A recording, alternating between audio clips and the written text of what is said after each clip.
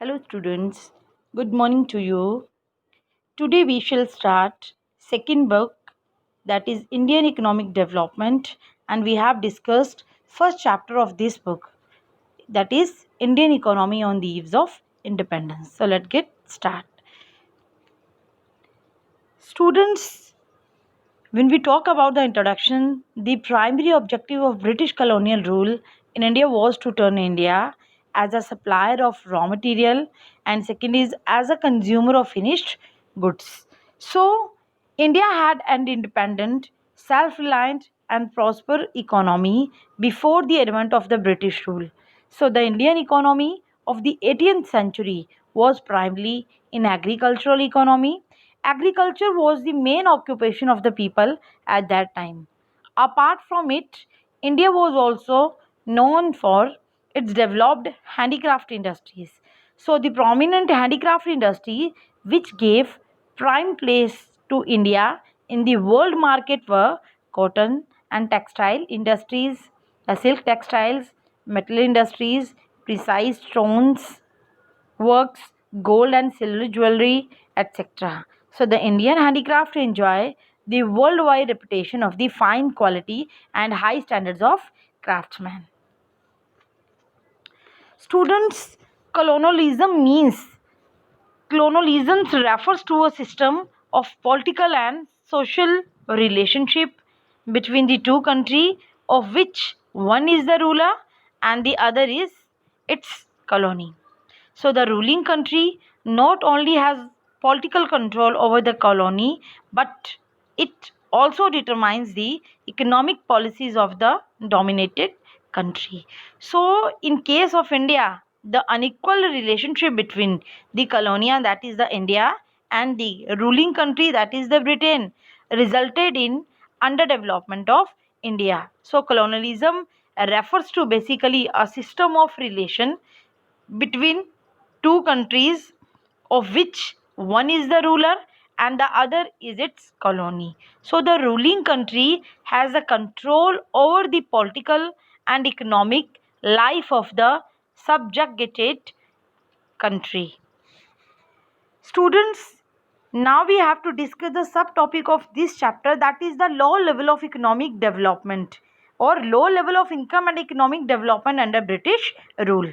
So before British rule, India was well known for its handicraft industry in the fields of cotton and silk textiles, metals and precious stoneworks, etc. So these products enjoy a worldwide market based on the reputation of the fine qualities of material used and the high standards of the craftsmanship seen in all imports from India.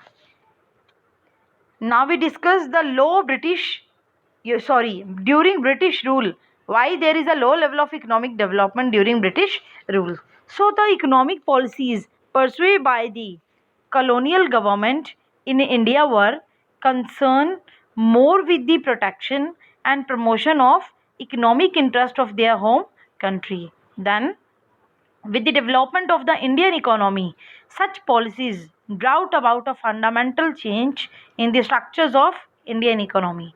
So first is transforming the country into a net supplier of raw material, and second is the consumer of finished industrial products from Britain's.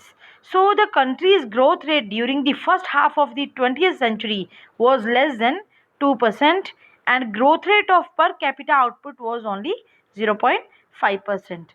So the best indicator of economic condition of a nation in its national income and per capita income.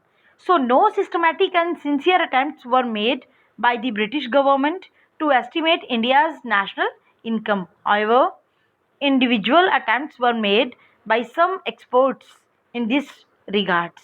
So notable among the estimators were William Digby, Fenley Land, Shiraz, Dadabhai Naroji, Vadyan Joshi, K.T. Shah, Dr. V.K. R.V. Rao, R.C. Desai. All these estimates produced conflicting and inconsistent results. However, the estimates given by Dr. Rao were considered very significant. So different estimates shows that the level of national income and per capita income was very low during colonial period. So the growth of the aggregate real output or GDP, that is gross domestic product, was less than 2% during the first half of the 20th century, and the growth of per capita output was just half percent. Not only the per capita income was low, but its distribution was also inequitable. It means bearing a few. So most of the peoples were living in abject poverty. So students, first of all, tell me how we calculate per capita income. What formula we have to use to find out the per capita income? That is, the per capita income is equal to national income upon total population. Now we have to start the main concept, that is the agriculture sector. What was the situation of agriculture sector at that time, and what is the situation of industrial sectors at that time? So we have to start from the agriculture sector. Students, Indian economy under the British colonial rule remain fundamentally agrarian economy. About 85% of the country population lived in villages and lived on agriculture. So, however, the agriculture sector continued to experience stagnation and deterioration. So, the Indian economy during the British colonial rule was primarily on agricultural economy. We already discussed nearly about 85% of the country population lived in villages during that period and derived its livelihood directly or indirectly from agriculture. So despite being the major source of livelihood, the agriculture sector continued to experience stagnation and deterioration during the British rule. So now we have to discuss different main causes or reasons behind the stagnation of agriculture sector. So first reason or causes behind stagnation of agriculture sector was land settlement system or land revenue system. So land settlement system means, a land revenue system means, the most prominent cause was the new system of land tenure that was introduced by the British rulers in India. So this land tenure system had three forms, that is, first one is the zamindari system, second is the Mahalwari system, and third one is the Royatwari system. So this system gave birth to two classes, that is the landlords, which is known as zamindars, and the landless cultivator. So especially under zamindari system, zamindar used to exploit cultivators. They used to charge a very high rate of land revenue from the cultivators, because of which the small farmers neither had sufficient resources nor the incentive to invest in agriculture. So they could not leave agriculture despite their exploitation because of lack of vocational avenues outside agriculture. So beside this, the zamindars forced the cultivator to work or to give beggar on their farms. So they themselves led a lavish life and hardly spent their income on investment in agriculture. That is why agriculture remained backward. Second is the commercialization of agriculture. Commercialization of agriculture means British rulers initiated commercialization of agriculture, in which they encourage to production of cash crops in place of food crops. So as a result, there was somewhat higher yield of cash crop is certain, yeah, or we have to say cash crop in place of food crops. As a result, there was somewhat, however, higher yields of cash crop in certain areas of the country. So but this did not improve the economic condition of the farmers. इसकी वजह से कोई economic condition farmers की improve नहीं हुई, because cash crops were used mainly by the British industries, not for Indian industries. So thus Britishers transformed Indian agriculture into a raw material exporting activity. As a result of reduction in the production of food crops and lack of proper policies. So the country had to suffer from frequent occurrence of famines. So we have to say commercialization. Basically ये 1 marks में पूछा जा सकता है, what do you mean by commercialization? You have to write down commercialization of agriculture implies production of agriculture crops for the market rather than for self consumption is called commercialization. Next is the low level of technology due to lack of knowledge, means and incentive for modernizations. Next reason or causes behind stagnation of agriculture is lack of irrigation facility. Students, lack of irrigation facility also an important reason behind stagnation of agriculture, because British ruler did not give much attention to improve irrigation facilities, drainage facilities, soil productivity and technological upgradation in India. So agriculture production was dependent on monsoon, hence production and productivity in the country's agriculture sector were reduced to the lowest level and farmers were forced to live in misery. Next one is the last reason or causes behind stagnation of Indian agriculture is negligible use of fertilizer. They also not aware the latest technology, HY seeds, etc. in their farmers' activities. So that is also the reason behind the stagnation in agriculture sector. So students, now we have to discuss what is the condition of industrial sector during the British rule. So students, industrial sector की जब हम बात करते हैं, as a result of British policies India lag behind in the growth of industrial sector.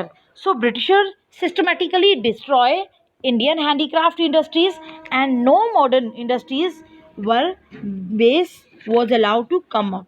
So thus British rulers deindustrialized the Indian economy. So the primary motive behind deindustrialization by the colonial government in India was twofold. First is to get raw material from India at cheap rate and thus reduce India to a mere exporter of raw material to British industry. Second is to sell British manufactured goods in India market at higher prices. So India could not develop a sound industrial base under the colonial rule. Even the country world famous handicraft industry declined. No commercial modern industrial base was allowed to come up. So this sector needed modernization, diversification and increased investment. So the we also discussed in here the what was the main motive behind the policies of deindustrialization. So that is to reduce India to status of mere exporter of import raw material for the upcoming modern industries in Britain, and second is to turn India into a market for the finished product manufactured by industries in Britain. And the next is the rate of growth of industrial sector was low as no help was being provided to these industry by the colonial government. So colonial government enforced discriminatory that tariff policy which allow free export of free materials from India, raw material from India and free imports of final goods from the British industry to India. So the decline of the traditional handicraft industry created massive unemployment in India. So the fall in the supply of locally made goods created a demand for the import of British goods, much to their advantages. So students, so there are the different reason these are the basically different reason behind the decline of handicrafts industries. So if we have discussed about the adverse impacts, a decline of handicraft industry made the following adverse impacts. First one is it created large scale unemployment in the economy. The most adverse impact was on cotton textile industry. A large number of weavers become unemployment. Second adverse impact of Indian economy is these unemployed craftsmen migrated from urban areas to villages. So this increased the burden of population on agriculture in villages. That is why near about 85% of total population engaged in agriculture sector at that time. And third is the consumer demand in the Indian market could not be met by the supply of locally made goods, which encourage the imports of manufacturing goods from India. I hope you understand the concepts of agriculture sector and industrial sector at the times of British, yeah, during the times of British periods. Thank you, students.